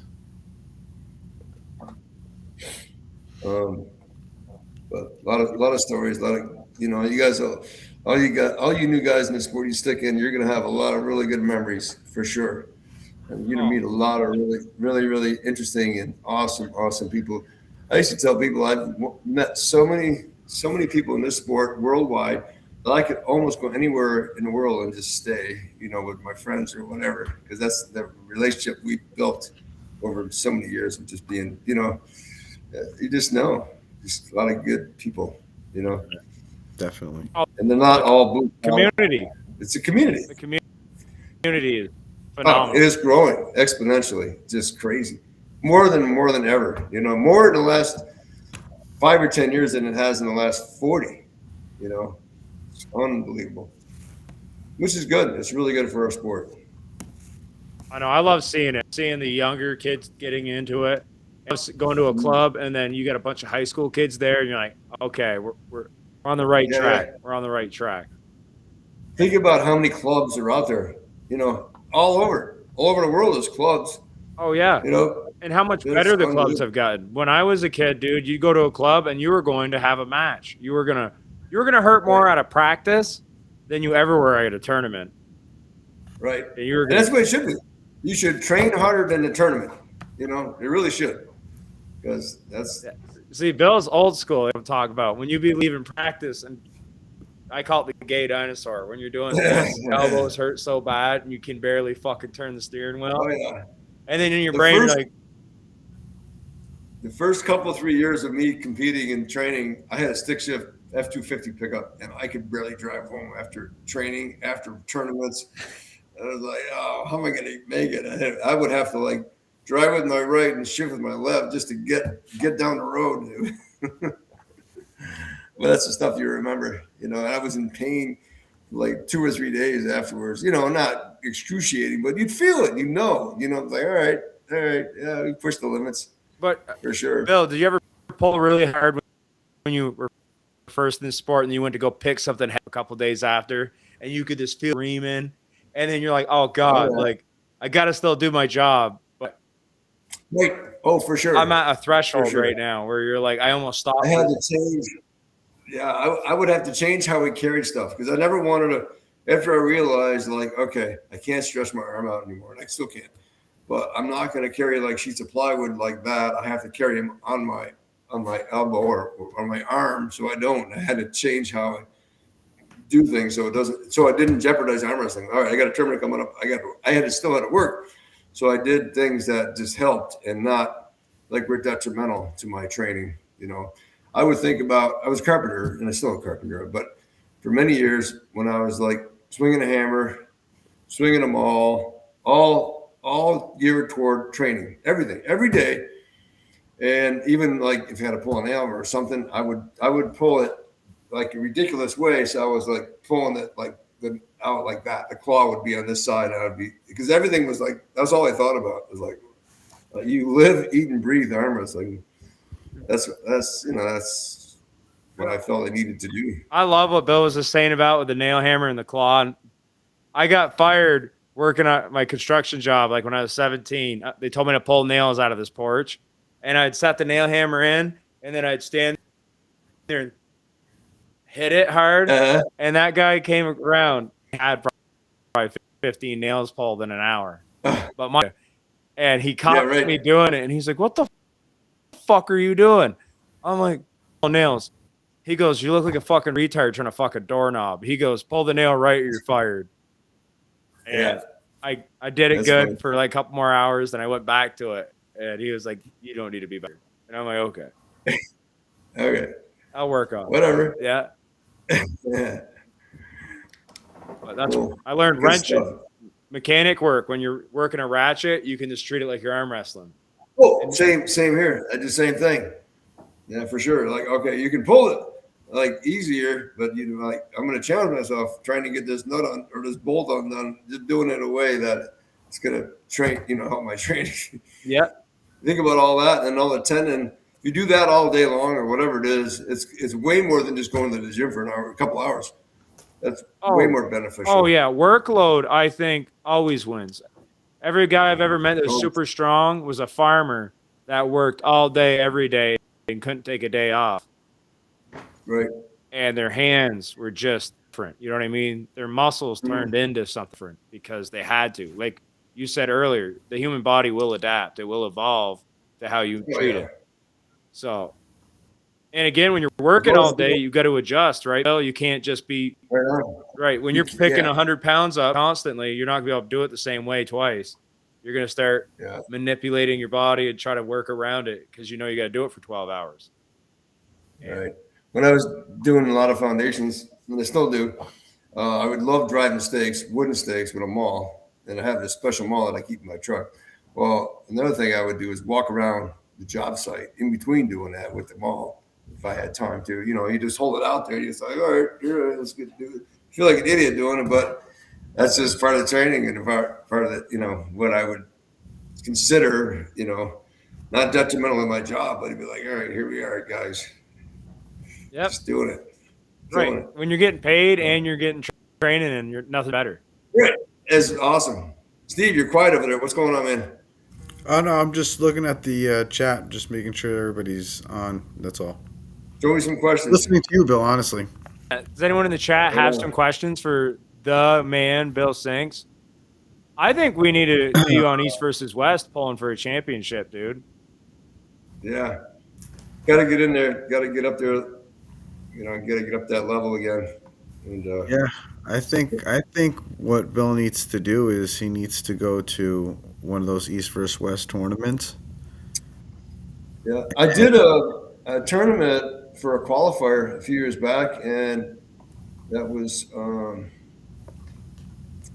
at Steve Hale's in New York, and it was like the top two qualified for the East-West. This is 3-4 years ago.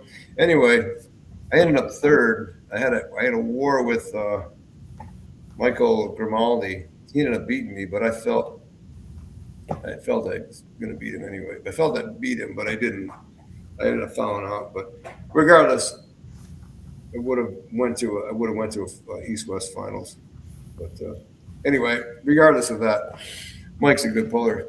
Um, Yeah, everyone talks and highly about Mike. Yeah, Mike's really good. I think that was the only time he ever beat me. I'm pretty sure he never beat me otherwise because he's come to Vermont States a couple times. I remember Mike when I was a young man at States when you do the Yeah, lake. right, right on. What lake was that, Yeah, Bill? Lake Dunmore. Lake Dunmore. Okay. Yeah, I was in South Yes. Korea. That's the ones. I think that was that the state tournament or Yeah, yeah, you because I did think States there for George, like 5, 6 years in a row. right on. Yeah, I think George was running it during that time or Yep. helping me run it. Yep, George that's right. Sheldrick is another killer from Vermont, dude. Oh yeah, Very good yeah. arm wrestler. George, I saw George. He's been working with me right now, George. Oh, really? Oh yeah. He's think about coming back into the sport or what? I don't know. We talk about it, but he's got a lot of stuff going on. Busy guy. Hey, Bill, next time you see him, be like, do you really want to live knowing that James beat you? Like, do you want to end it there? And All right, all right. I'll mention it to he'll him. come right back. I know he will. All right, all right. You want to? Okay, I'll have to remember to tell him that. I'll see him Monday, guys. He's Yeah, working bring it next right week. up to him. Be like, hey, remember James Mason? He says you used to be good. What happened? Right on. Hey, Bill, how many years have you been pulling total? Like, how long have you been pulling? And how would you say it? I started in the late '80s. I think it was '88 or something, or '87, maybe even earlier than that. I was somewhere. So we're looking at almost 40 years at this point. Nice. And still love it. Still love it. Still love it. Teach it. Oh, Love to share my knowledge. There was guys that helped me when I started, and we're my Everybody, but I'm sure everybody knows, but uh, your training crew and everybody else, Vermont Power, Garrett Tupper, Glenn Tupper, Lydia Tupper, um, the Kings, right? right.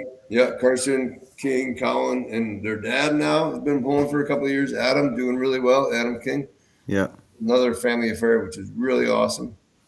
nice. Good group of guys. This kid Skyler, he's pretty steady, and yep. a few other, Eric.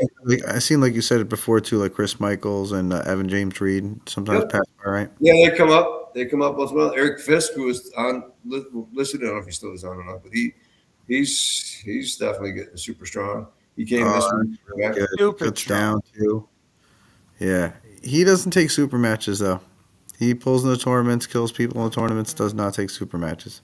Yeah. Well, maybe that's coming. Maybe that's coming up. You gotta make I'll him. have a chat. You just gotta sign him up without his permission and be like, sorry, dude, I already did Yeah, it. you got to see that. He'll probably be like, "Oh, I have to work," and then show up Yeah.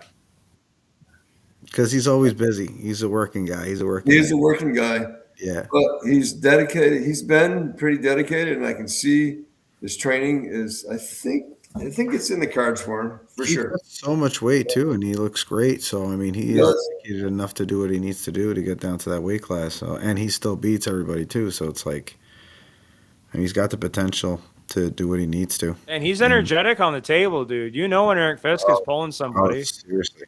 Yeah, Yeah, seriously. Yeah, he's fun. Definitely. definitely. Yeah, a lot of good. We got a lot of good talent for sure. Everybody's leveling up, which is awesome. Yeah. So, what do you think about this match, Bill, with you and Rob? Do you think this is going to be easy? Do you think it's going to be one of your hardest matches? How do you see this going out? How do you see this outcome? Do you know anything about Marab? I don't know anything about Murrah other than he's been winning and he's young and he's fast. So Very fast. very fast. Which I don't know. I feel like if I stop him or I hit him first, which I may not be able to, I don't know. We'll see. I feel that I don't know if I haven't heard any comments about him having a very dominating hand. Maybe he does, maybe he doesn't. I don't. He does have a good hand. Okay. Yeah. Bill's It's just arm's too way weird. longer though. Bill's got a longer arm and a bigger hand, He does. and Bill does. I think that's going to hurt Marab with his hit. You know what I mean? If you can't get around I somebody when think you're so too.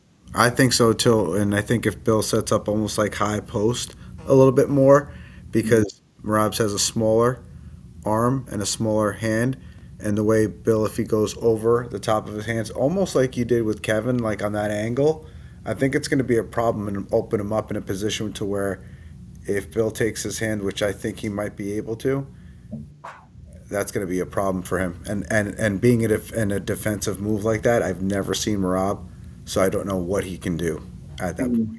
I don't know if he can pull without his hand.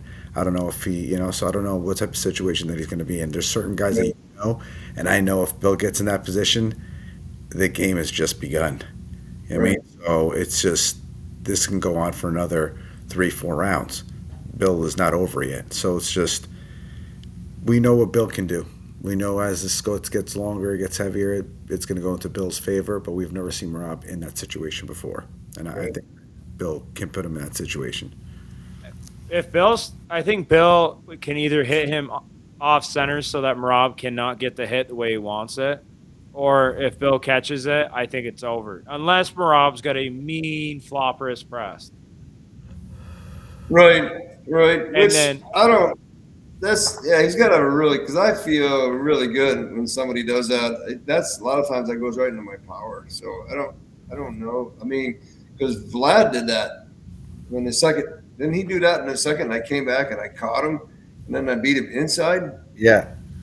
Or it was, well, it was, yeah, Bill, if I Bill think, gets I think like it was an this on elbow somebody, foul, but yes, you were inside and you did end up pinning him and it ended up being an elbow foul. Right, right. That's right. But yeah, you were in a winning position. I mean, it was kind of, But but yeah, he went and dove in. I don't know if he gave me his hand though, or I took it. I don't quite remember. But we'll see if he does flop. If he loses his hand, goes fast hit. Maybe do you might like do the well with it. idea of a best of seven instead of best of five, Bill? Or I I think I don't know. I think that kind of favors me to seven because if he happens to get first couple of wins, obviously I'm going to try to deny him of that. But if he does, then and I wear him down a little more and more because he's maybe he doesn't have the endurance that I have. I don't know that, but I feel usually I feel that's in my favor generally. yeah, I could tell you from experience. Me and Isaiah Startwell sat there and had like a mock-up super match with Mr. Sinks, and there was no breaks. It was I would go ready go against Bill, and then Bill would beat my ass, and then Isaiah get right up there, and then Isaiah would do it. We just switch back and forth, and Bill weren't even breaking a sweat, dude. And we were in the middle of a thundering and lightning storm. It was badass That was up at up the farm or up at your house. was that up at my house? Okay, Yeah, because I went up with you guys one time. Was that whose barn was that? Jesse Had to be Goey's. Jesse Goey. Okay, And Bill and Jesse well, had a good practice match. I'll never forget that. Jesse's a rugged dude too. yeah, right on. Jesse Goey, Bill. That I hand. don't know. hand. I felt he was pretty strong. I'd like to see him. Like to see him get out there more and do. Yeah. There's so many monsters out in the woods that you just hope don't show up. That's what I always say about Vermont. It's like who Yeah, could show up, and you're like, oh, he didn't show up today. Good news for me. But yeah, right on. but So question, Matt Foot was asking, back in the 80s, did you pull, Bill? Was there a semi-pro class, pro class, amateur class? How did it go? I don't think there was, right? I think they it were all wasn't. It class. was most tournaments. Who was asking that, Merib? Matt Matt Foot. Foot. Well, Matt Foot. So Matt, basically, even in probably in the 70s, 80s, 90s, and even into some of the 2000s, there was pretty much in smaller tournaments there was only one class, and we were all in the same class. And the bigger tournaments, there was either amateur or pro, and that was it. There was no semi-pro, no like novice, if you will. It was pretty much most of the time it's just one class for most tournaments. for years and years and years. It didn't matter. Like my first tournament I ever went to was a small tournament, and I had 7 guys in my class. My first match was against Bill. I think it was my first match against Bill Ballinger, world champion at the time, and he killed me. I'm like, oh man, what did I sign up for here? But I came back, ended up. I didn't beat him, but I ended up in third place. And these are like how many people were in the tournament? 30, 40, maybe something like that. It was, and you would. I found out this tournament. This is the first tournament I went to was totally by chance that I found out about it. I had a construction company in Illinois, and I was interviewing this guy Kent Demore, who still pulls today. He lives out in Illinois, McHenry, somewhere, and I was talking to him about the job and stuff. And said, I do construction, do concrete. And he did concrete, and we started talking about different random things and what do you do, outside of work and this and that. And he said, yeah, Kent goes, I'm a professional arm wrestler. I'm like, what? I'm like, oh wow, that's cool. What do you? Wow, I always loved arm wrestling. Like many kids, they do. I did it all during school. I was like one of the top guys in the school. I didn't know what I was doing, but I enjoyed it. And the weight classes, like what were the weight classes like back then? Because it couldn't be too many if there was only 30, 40 people. Maybe 50 people. It depends. Yeah, mostly no more than that. It was typically maybe 54 and under, 76, 98, and then up. Maybe 3 or 4 classes. Oh, okay. Most of the time. Bigger tournaments, more divided up, but mostly not a lot. 4 classes. 4 classes. Yeah, really, that was the thing back when I was younger. It was if you got to a big tournament, you'd pray to God there was just more weight classes, so you didn't have to pull the bigger, stronger dude. You're like, oh wait, there's a 187 class. I'll pull that one before I pull the 198. I'll cut 10 pounds. Right. Yeah, right. But yeah, there used to again. But what Bill's getting at too, though, there might have only been 50 people at a tournament, but there were still more guys in classes because there was none of this novice, amateur, semi, and pro. Right. We're all in the same. Right. Regardless. Sink or swim. Sink or swim. You're in the you're in the pool of the sharks. Figure it out. I don't know if that was good or it didn't matter to me because I didn't really care. I lost, but I was like, all right, I'm coming back. Here we go. Well, right there, the bar was set, right, Bill? Like you knew right there. Yeah. Okay. I knew after the first tournament this was my sport. I'm like, hands down, this is what I'm gonna do. I came home with a little ribbon. I'll never forget it. Third place. And then went to the next tournament, took second. And the third tournament I ever went to, I won. And then I had 7 firsts after that in a row. All local level stuff, but still. It's like, all right, I know what I gotta do. I gotta train my ass off, keep going. Win the state tournament, win the nationals, just that's each stepping stone is a part of your journey in this, great sport of ours. So. That's great, man. This is all great stuff to hear. So, you got any questions? It's getting kind of late, guys, and I'd like to hear you. Yeah, I say we really appreciate it. Oh my gosh. Time flies. Love it. Thanks for having me, man. I appreciate it. Yeah, absolutely. Thanks for coming on, Bill. I really appreciate you. Do you have anything else to add on, James, or are you good so we can let Bill? Yeah, dude, I'm good. Like I said, I just love listening to Bill, dude. I'm a huge fan of Bill. All night long. I'm a huge arm wrestling fan, huge fan of Bill, dude. To have a guy like Bill in Vermont is awesome. And it's weird how the world works. Like I never really saw Bill that much, when I was coming up. But like the more I do this sport, like I just randomly see Bill in random places and I love it. And then when people don't know who Bill Sinks is, or I feel like they're not given the love that Mr. Bill Sinks deserves. Stop it, James. Oh, dude. You're gonna be getting that love. 2 more years, James. I don't know. I'm gonna have a hater list. I'm gonna have like a bunch of people have fans. I'm gonna have like a bunch of people that want to see me lose. It's gonna be like Mayweather. You know how Mayweather is famous for being hated? That's already a thing. I think that's already a thing. Yeah. Yeah, you can always change that thing. You don't have to be, destined to be that thing. You can be whatever. Yeah, I think I'm gonna do like a reverse Rocky movie. I'm just gonna be hated till I'm the champ, and then change. and be like, I had to be that way to prove to you. You're gonna be reverse Rocky. Yeah, reverse Rocky. It'd be like if the Russian won, and he's like, "I am sorry, I killed Apollo." Like you'd be like, you know what? As long as he says he's sorry, like he didn't mean it. Yeah, he didn't really mean it. Yeah, right. It's just this. It's just a sport, dude. Come on, chill out. Yeah. But I took advice from Bill very seriously the last time I asked him. He said, "Bill, how do you get the mindset? How do you win?" He goes, "Dude, you got to be scared. You got to want to win. You can't lose. Cannot think about wanting to like." And I was like, "Okay." And now every time I pull anybody, I'm like, "I don't want to lose. I'm scared, and I want to win." And when you just accept that, the release, I want to say, like of that pressure, Right. and then you just get to pull. I think that's so good. So thank you, Bill, for everything. Yeah, yeah. Just think, don't ever let there be a plan B. It's always got to be a plan A. Oh, That's it. Yeah, Remember. love that, dude. We gotta quote that, make that a shirt. Going into plan B. Hey, guys, I got to run. All right, thank you very much, Bill.